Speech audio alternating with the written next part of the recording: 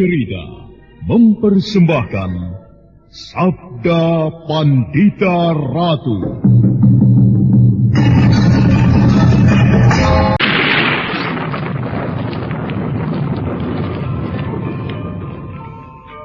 Sabda Pandita Ratu.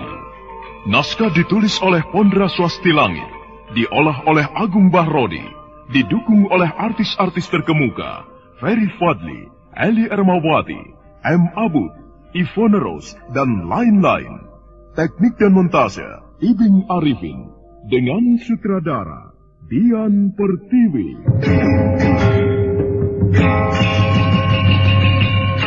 Sabda Pandita Ratu. Kali ini dalam episode ke-20 dengan judul Rembulan dan Matahari.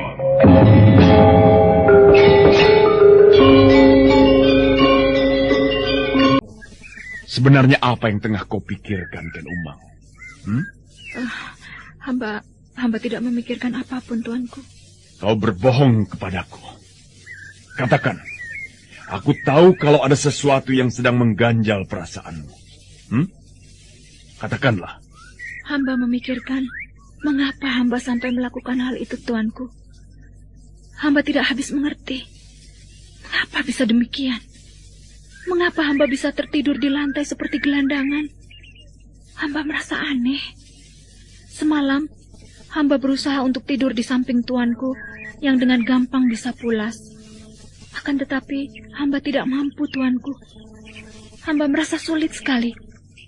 Ketika hamba merasa udara demikian panas, hamba berada di luar. Entah mengapa, hamba bisa tidur. Hamba merasa ada yang tidak wajar, tuanku. Hamba bertanya-tanya di dalam hati. Apa? Apakah ada orang yang berbuat sesuatu agar keadaan hamba demikian? Apa dasarmu, Umang? Hamba berpikir, apakah kira-kira ada orang yang melakukan sesuatu kepada hamba, membuat hamba kesulitan untuk tidur? Maksudmu mengganggu dengan menggunakan ilmu seperti yang dipergunakan oleh Ki Buyut Raraton itu? Hamba, tuanku. Pikiranmu ngeladar, Ken Umang. Kau tersiksa oleh angan-anganmu sendiri. Kau tidak bisa tidur karena keadaanmu sendiri. Tetapi kau mencoba mencari kambing hitam. Kau mengira Ken Dedes melakukan apa yang pernah kau lakukan. Menyewa sejenis dukun teluh untuk membuatmu sulit tidur. Aku kenal Ken Dedes, Ken Umang. Ken Dedes tidak akan melakukan hal itu. Kau tidak bisa tidur bukan karena hal lain, tetapi karena pikiranmu sendiri sulit diajak tidur. Pikiranmu terus berputar dan berputar, akibatnya seperti yang kau alami itu. Akan tetapi, hamba tidak habis mengerti. Mengapa hamba bisa tertidur di luar dalam keadaan seperti itu? Kau pernah mendengar bagaimana orang hamil itu? Hamba, tuanku, hamba tidak mengerti. Orang hamil itu bawaannya adalah sumuk, gerah. Udara yang dirasakan orang lain sejuk, akan tetapi orang hamil merasakan panas. Itu yang kau alami, Ken Umang. Udara panas yang menyebabkan kau melepaskan pakaian. Sial. Kau tidak cukup mempunyai kendali atas diri sendiri yang cukup besar, Ken Umang. Kau bisa bertindak memalukan. Untung seorang emban perempuan yang mengetahuinya. Tetapi bagaimana jika beberapa prajurit? Apa aku perlu membunuh para prajurit itu karena melihat keadaanmu yang seperti itu? Kau gila, Ken Umang. Camkan itu. Hamba mohon ampun, Baginda. Hamba tidak akan mengulanginya lagi. Kau sudah membersihkan diri? Sudah. Air pancuran di belakang itu terasa sejuk sekali. Sulaman pakaianmu bagus sekali. Jangan memuji. Pakaian Kasenopatenmu itu bukan barang murahan. Yang mengerjakan tentu orang yang benar-benar pandai dan sangat menguasai pekerjaannya. Aku lihat payet-payet yang menghiasi pakaianmu dari bahan yang mahal. Di Kediri benda semacam itu tidak ada. Ngedan. Bagaimana? Sudah siap? Kita berangkat ke istana? Iya. Ayo. Kita berkuda meski jarak cukup dekat. Siapa tahu, Baginda akan memerintahkan sesuatu kepada kita. Senopati Diposari dan Senopati Rudrobondo yang kelihatan akrab itu menuju ke kandang kuda. Namun perhatian mereka tertuju pada sepasang orang tua yang bergegas masuk ke halaman rumah itu. Ada apa, Paman? Bibi? Maaf, Tuan. Kami berdua bermaksud melaporkan sesuatu. Apakah Tuan berkenan mendengarkan cerita kami berdua? Tentang apa? Tentang Pangeran Pati. Senopati Diposari mempersilahkan kepada kedua orang itu untuk masuk ke dalam rumah. Di dalam hati, Rudrobondo bertanya-tanya, persoalan apakah kira-kira yang dibawa oleh kedua orang itu.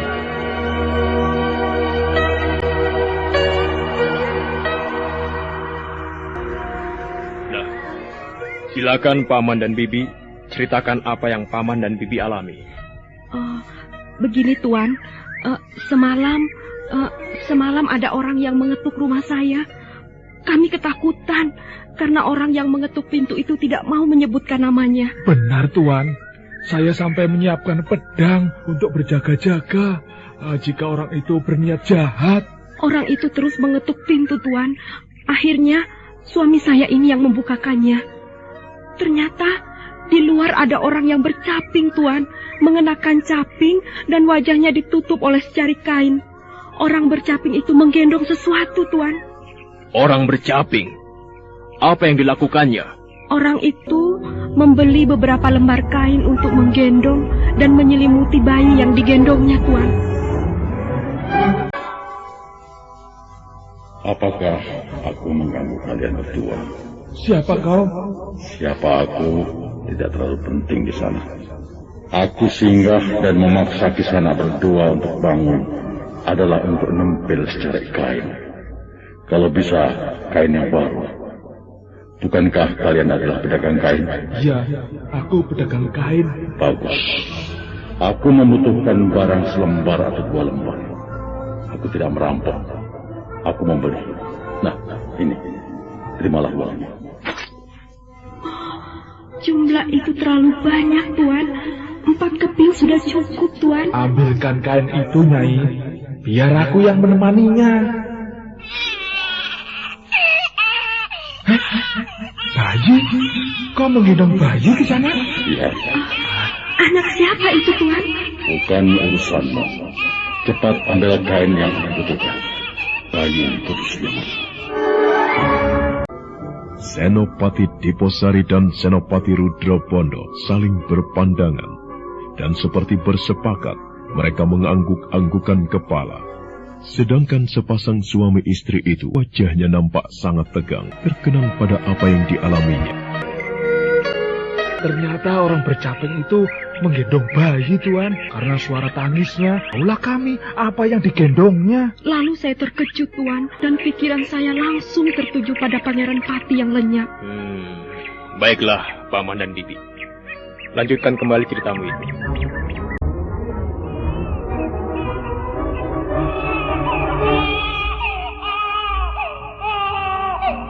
Kau menggendong bayi di sana? Ya, tentu. Suaranya seperti ini. Yang bersuara seperti ini hanyalah bayi. Maaf. Cepatnya, segera ambilkan pesananku. Baik, tetapi bayi siapakah itu di sana? Apakah itu anakmu? Mengapa kau usil dengan urusan orang lain? Aku minta cepat ambilkan kain yang aku butuhkan itu. Bukankah aku telah membayar harganya? Tunggu, aku justru curiga. Rupanya kau pencuri bayi. Benarkah itu Kisanak? Apakah yang kau gendong itu tuanku Pangeran Pati Anusapati?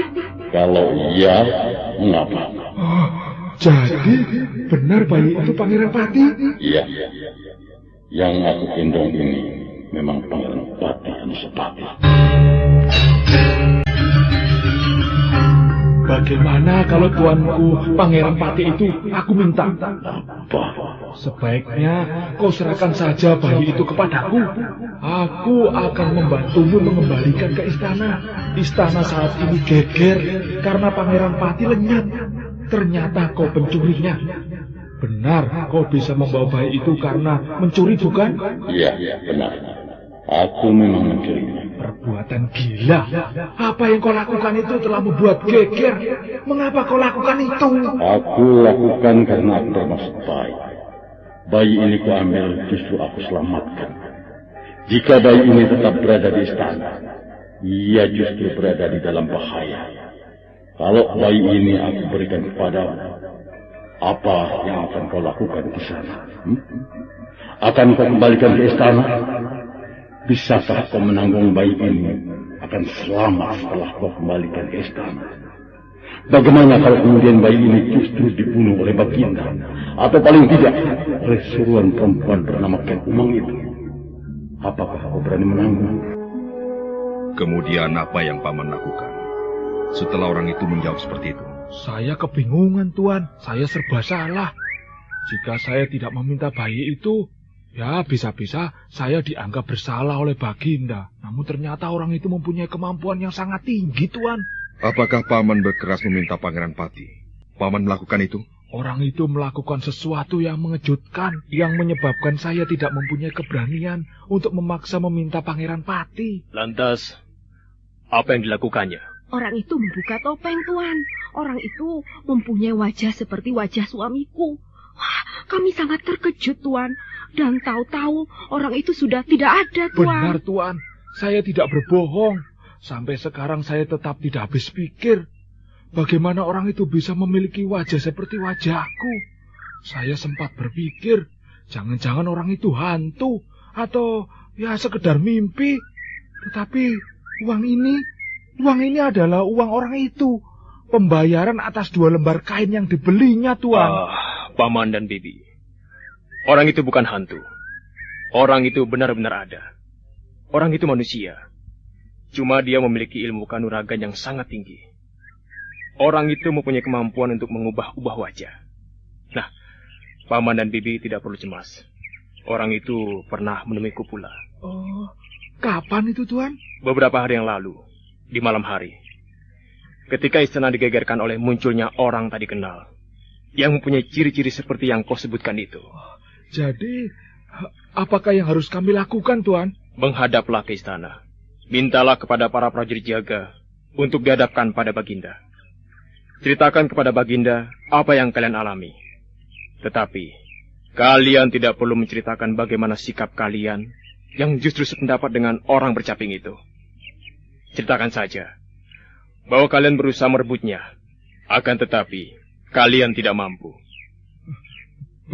Baik, Tuan. Terima kasih atas petunjuk Tuan.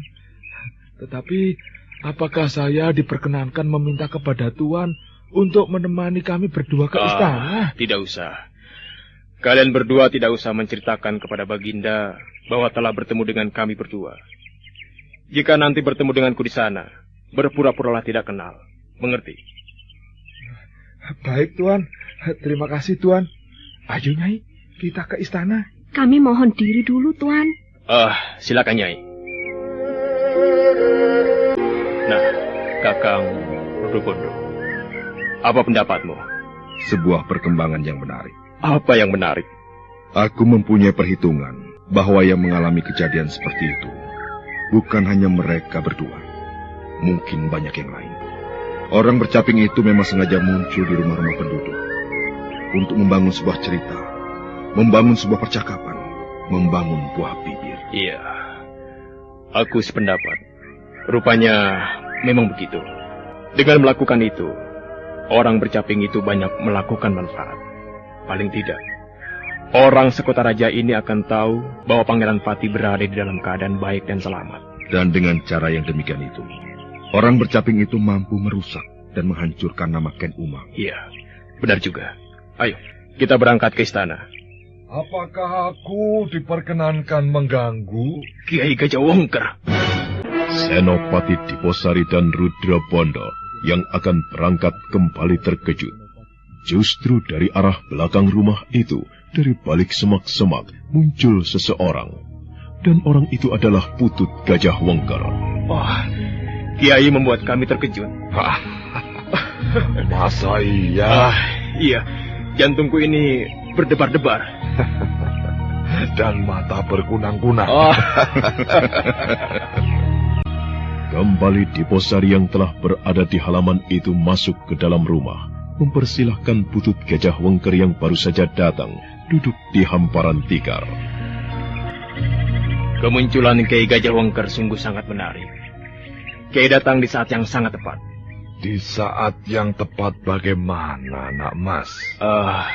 Begini, Kiai.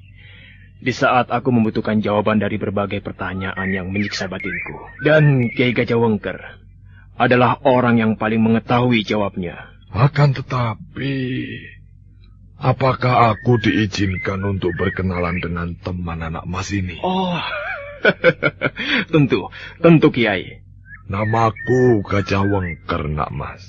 Pangkatku adalah putut dari sebuah padepokan di kaki Gunung Gangsir.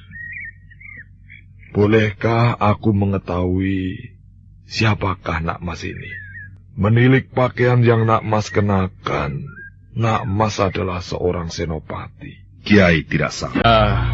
Tepat apa yang diutarakan oleh Kakang Senopati Rudobondo.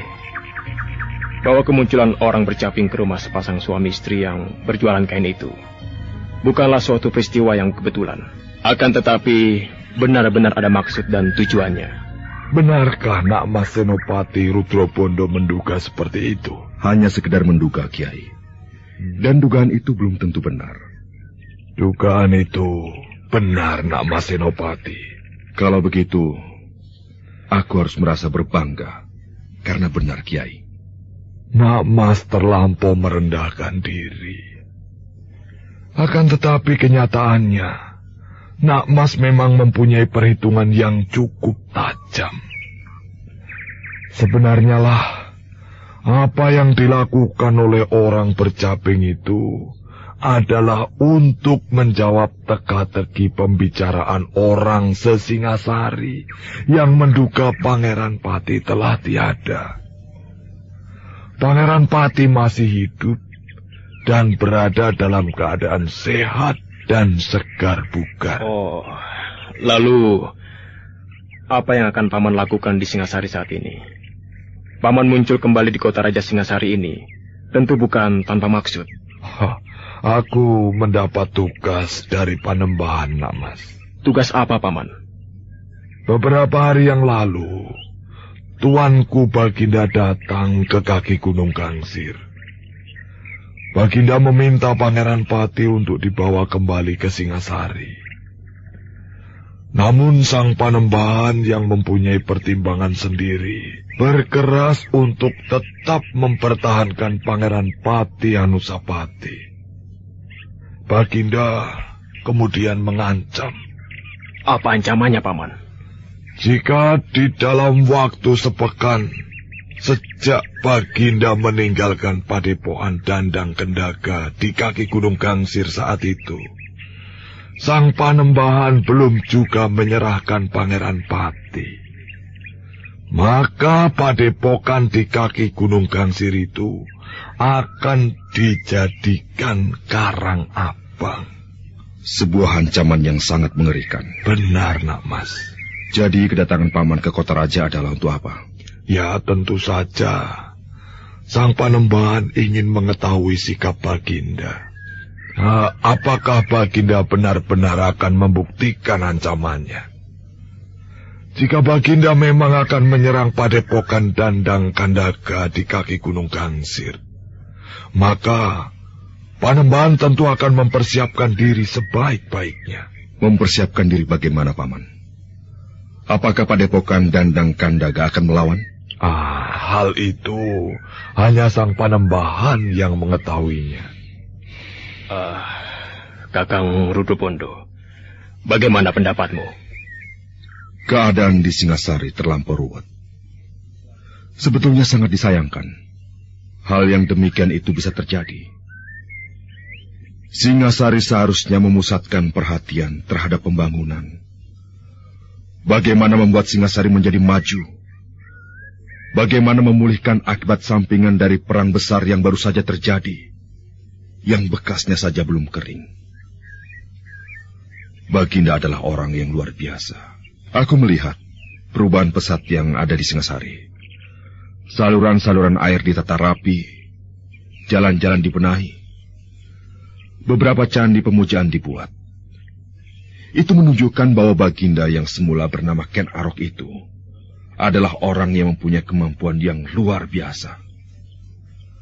Kemampuan bukan saja dalam bidang kanuragan, akan tetapi juga kemampuan menggerakkan siapapun untuk berbuat dan melakukan sesuatu. Tetapi sayang, Baginda juga disibukkan oleh hal lain yang tidak seharusnya.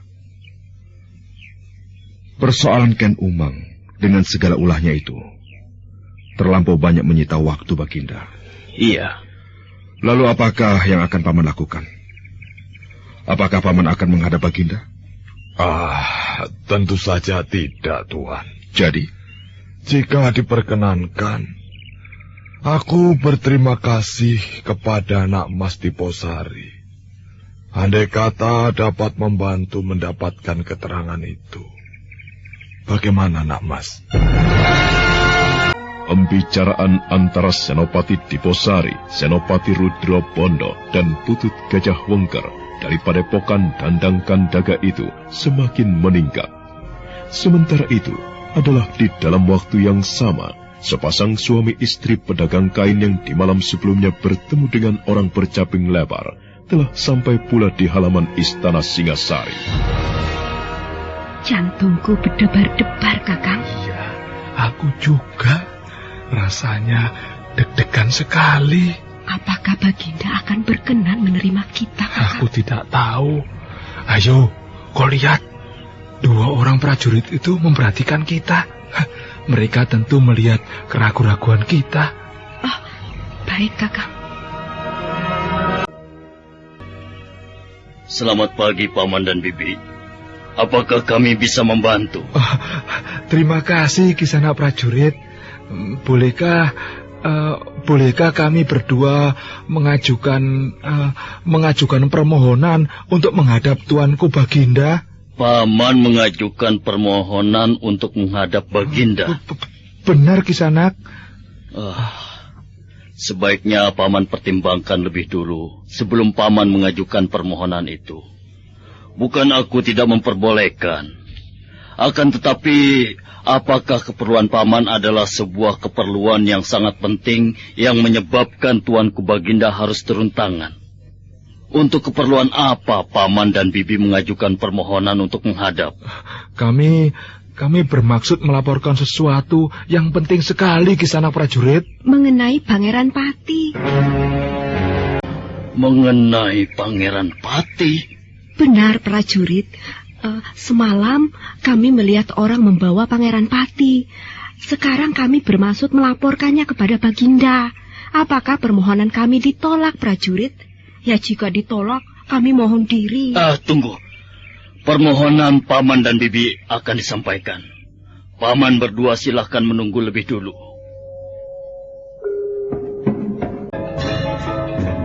Prajurit jaga yang menerima kedatangan sepasang suami istri itu mempersilahkannya menunggu di gardu penjagaan. Prajurit itu kemudian berlari-lari kecil menuju ke dalam istana. Dan kebetulan Baginda nampak keluar dari dalam biliknya didampingi oleh Ken Umang. Prajurit itu bergegas mendekat dan kemudian menyembah. Ada apa, prajurit? Hamba, Tuanku. Hamba akan melaporkan sesuatu yang cukup penting. Sesuatu apa? Ada sepasang suami istri mengajukan permohonan menghadap Baginda untuk melaporkan sesuatu. Semalam sepasang suami istri itu melihat seseorang membawa Pangeran Pati Anusapati. Persilahkan kedua orang itu menghadap kepadaku. Di manakah Tuanku Baginda akan menerimanya? Di sini. Hamba mohon diri, Tuanku. Ya. Tuanku Baginda. Apa? Apakah hamba diizinkan menemani Tuanku untuk menerima kedatangan sepasang suami istri itu? Aku izinkan, Ken Umang. Hamba mengaturkan sembah, Tuanku. Aku terima sembahmu di sana. Tetapi siapakah namamu? Nama hamba Wirosindap, Tuanku. Hamba juga mengaturkan sembah, Tuan Putri. Aku terima sembahmu, Ki Wirosindap. Hamba juga, Tuanku Baginda. Hamba mengaturkan sembah. Nama hamba Singkin. Hamba istri Kakang Wiro Sindap. Aku terima sembahmu, Nyai. Hamba juga mengaturkan sembah, Tuan Putri. Aku terima, Nyai. Seorang prajurit melaporkan bahwa kalian berdua bertemu dengan seseorang yang membawa Pangeran Pati Anusapati. Benarkah demikian, Kiai? Hamba, Tuanku. Sebenarnya lah demikian. Prajurit itu telah menghadap. Hamba menghaturkan sembah, Tuanku. Aku terima, Lurah Prajurit. Dan hamba telah siap untuk menerima perintah, Tuanku. Bawa tahanan yang bernama Parajigading kepadaku. Hamba, Tuanku. Perintah Tuanku hamba kerjakan. Hati-hatilah. Orang yang bernama Parajigading itu mempunyai kemampuan kanuragan yang tinggi. Hamba, Tuanku. Prajurit berpangkat lurah dengan jabatan pimpinan penjaga penjara itu bergegas meninggalkan Baginda. Ken Arok sendiri kemudian menyusul Ken Umang yang semula telah diusirnya dengan cara yang halus. Didapatinya Ken Umang sedang menangis, meskipun tidak terdengar sedu-sedannya, tetapi air matanya bergulir membasahi wajahnya. Mengapa Tuanku tega melakukan hal itu pada hamba? Karena aku harus meluruskan hal-hal yang aku rasa telah bengkok, Ken Umang. Apakah hamba telah melakukan kesalahan? Berkali-kali aku telah mengatakan kepadamu bahwa ada bagian-bagian dari masalahku yang tidak layak kau sentuh. Kau seorang istri, Ken Umang. Akan tetapi itu bukan berarti kau berhak terlampau jauh menjamah urusanku. Hal demikian pula menjadi cermin siapapun, terutama istri para prajurit atau narapraja. Jika para istri itu ikut campur urusan dan pekerjaan suaminya terlampau jauh, maka istri semacam itu bukan istri yang baik. Akan tetapi, hamba tidak bermaksud demikian, Tuanku. Hamba hanya membantu Tuanku untuk mendudukan persoalan pada tempat di mana seharusnya. Yang kau katakan tempat di mana seharusnya itu justru sebuah kekeliruan yang besar, Ken Umang. Ketahuilah bahwa aku mempercayai sepenuhnya apa yang dikatakan oleh sepasang suami istri itu, juga apa yang dikatakan oleh Ki Dayo Sampun. Mereka tidak mengarang-arang cerita, namun apa yang mereka alami itu benar-benar terjadi. Tuanku mempercayainya. Iya, karena aku sendiri pernah bertemu dengan orang bercaping itu di sebuah padepokan. Aku pernah berurusan dengan saudaranya yang berjubah merah, yang mempunyai kemampuan yang sama. Sebuah kemampuan kanuragan yang sangat tinggi dan tidak terukur. Aku tidak menyalahkan orang-orang itu yang terlambat melaporkan apa yang dialaminya. Para prajurit yang dilapori pun belum tentu mampu berbuat sesuatu. Dan ketahuilah, yang dilakukan oleh orang bercaping itu tidak hanya menemui mereka, tetapi masih banyak orang yang lain. Orang bercaping itu pasti menemui banyak orang untuk menunjukkan Pangeran Pati. Untuk apa, Tuanku? Bodoh sekali kau, Ken Umang, jika sampai kau tidak bisa meraba jawabnya. Orang itu tentu bermaksud menunjukkan kepada siapapun bahwa Pangeran Pati masih hidup seperti yang mereka cemaskan selama ini. Orang itu juga bermaksud menggalang pendapat bahwa Pangeran Pati berada di dalam bahaya. Siapa yang menjadi sumber bahaya? Kau sendiri tahu jawabnya. Siapa? Ken Umang termangu. Matanya masih tetap berkaca-kaca. Perempuan itu menundukkan kepala, dan air matanya pun kemudian bergulir jatuh tepat di perutnya yang besar. Namun jauh di dalam lubuk hatinya, perempuan itu mengumpat. Saudara pendengar, untuk mengetahui jawabannya, ikutilah kelanjutan kisah ini dalam seri berikutnya. Sampai jumpa.